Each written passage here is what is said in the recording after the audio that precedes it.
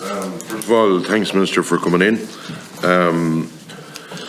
In relation to a few, I think it's 11 o'clock today. I think should be put on the record when we got some of these reports, and I think it's rather a bit short notice.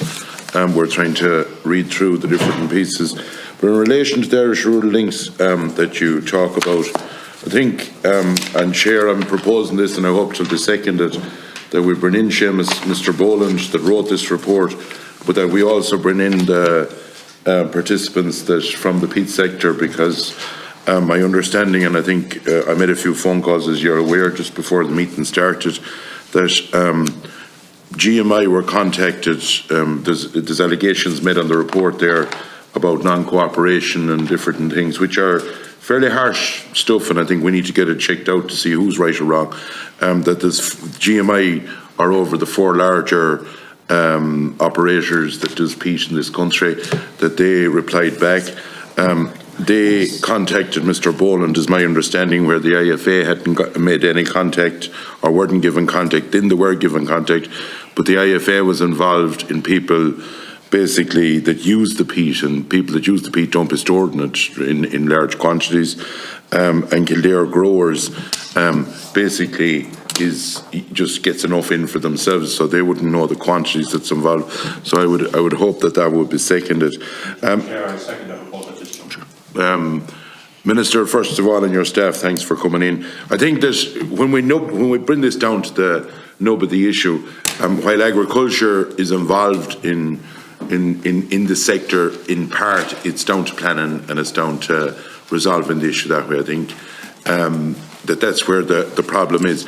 Now, I noted with Mr. Boland's recommendations that he's saying that there should be a team of planners and a pilot scheme done, but that there should be a team of planners when you're looking for it in each council. I think that's not going to happen, because they can't get enough of planners to do a housing application at the moment, in fairness, right around the country. The second thing, if you look at it, he talks about a Bordenamona site subject to planning permission and all of that, because none of them have it at the moment in Bordenamona, that you'd be delaying the rehabilitation of it, where there was suitably qualified peat. And the third one is the Rochford Bridge site that I would be familiar with myself, where I think it's Roadstone or CRH that dig out sand underneath, and they're throwing the peat is all dozed off first, and on a drag line it's actually coming into Dublin, I presume, and other places. You get sand up out of it, it's plastered and sand or whatever that's in it, that those 2 places would be used. But my understanding was that there was something like 14 or 1500 hectares required the last time GMI was in right around the country to service the industry, which those 2 recommendations, in my opinion, won't cover. When you read the report, and I was just looking for the piece, I can't see it there now, they talk about the sub 30 hectares, and this is what I'm trying to find out from you, Minister, seems to be, he's saying the only game in town of trying to resolve it, that there's 2 systems at the moment, or 2 consent systems you have to go through. But the sub 30 hectare, and then he talks about a case that was in the High Court. He named the individuals on the document, I won't name them here, that might have repercussions for it. So really, what's in the report? It's basic. We're back to looking at a Bordenamona site in Rochford Bridge. We're back to looking at another site of Bordenamona that we wouldn't rehabilitate.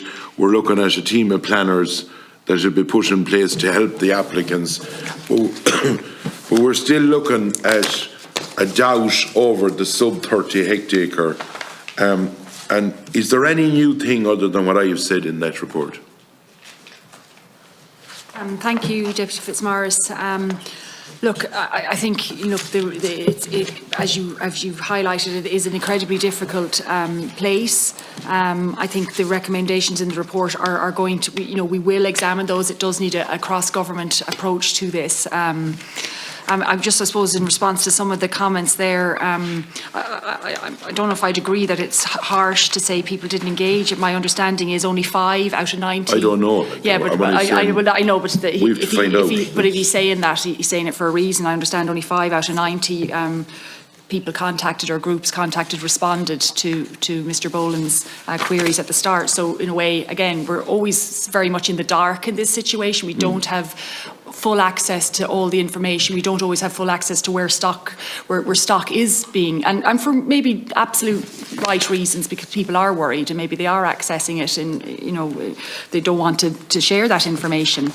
I mean, ultimately, a lot of this is down to planning, and certainly the reference to it, the recommendation about having a team of planners. I mean, those planners would work across multiple local authorities. You know, it wouldn't be just a number in each local authority. And I suppose we are only looking at particular areas of the country where this would be, you know, an issue. You know, and certain areas would be would require access than others. In terms of the area, that's from what figure? Who's that from? This is our own. Yes, I mean, our estimates in terms of what would be needed would be about 277 hectares for the per annum for the sector. Access for both to that. sectors, for the mushroom and for the horticulture. Mushrooms about 10 or 15 hectares because they go down, and then the. That's all subject to the amount of. Like, if you get just that people will understand, it depends on the amount of, or how good a summer is. Yes, of course. Because you might get a bad summer and you might get one crop off, and we push it that way. But you might get 6 another year. Do you know what I mean? That's what that's subject to. But what I'm asking is, looking at all these reports, and there's a lot of recommendations, and there's a lot of, basically, yes, you're correct in saying a whole of government report is being looked at, but we're still referring back to that High Court case that's not in the last few weeks or the last few days. I didn't hear an outcome out of that, so I don't know, I cannot comment on that, but it's still talking about the sub 30 hectares. We are of the understanding that seemingly from a case that you have to be able to show that the sub 30 has isn't hydrologically connected to the rest of the complex. And what I am saying is it the sub 30 that looks to be going down the road of? And he seemed to throw a spanner in the works that because of that High Court case, that could be in doubt as well. And what I'm saying is the government, and I know you have a lesser part in it, and I'm acknowledging that, the Department of Environment will, in my opinion, and be the big game player in this, in the line of the planning side of it, is that, are you going to get together, or is it going to be, I saw there on the report, on this report, and this report is going on and on and on, and now we're sort of saying we'd want to do 3 more bits of reports after this report. And what I'm saying is, where is the end game that we get peat to the horticulture sector instead of importing it from other countries by boat, that we can get it up and running, that we can put the research into for 2030 and 2035. I think everyone is in agreement with that, okay? But it is now that we stop the boats coming halfway across the world to resolve the issues. What I'm asking is there going to be the Department of Environment and Climate Action? Is there going to be the Department of Housing will be involved in it, and yourselves? Is there going to be something within 2 months, 3 months, 1 month to say we're going to have a system here that will make sure that will guarantee future peat? That's all we want to know. Thanks.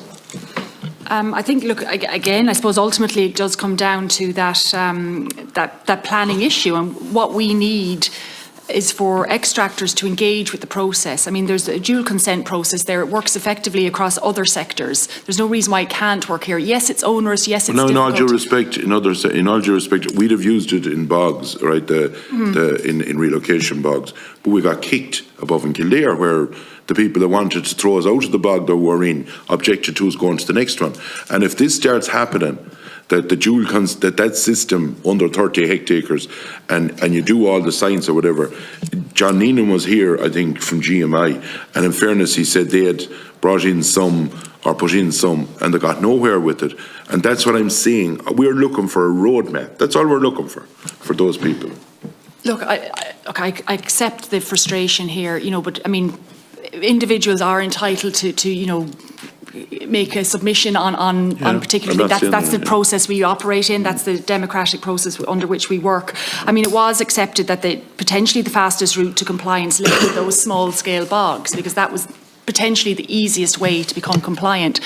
But again, unfortunately, due to widespread lack of engagement with the process, widespread lack of engagement with us and even with Mr. Boland in this process, we're still very much in the dark here, and we need that engagement from the sector in particular. I mean, I'm getting plenty of engagement from my horticultural growers. They're telling me, but they're not the extractors. They're not the ones that source it. They need the access to it, and we do need that cross-government approach. And yes, it will be between those three departments.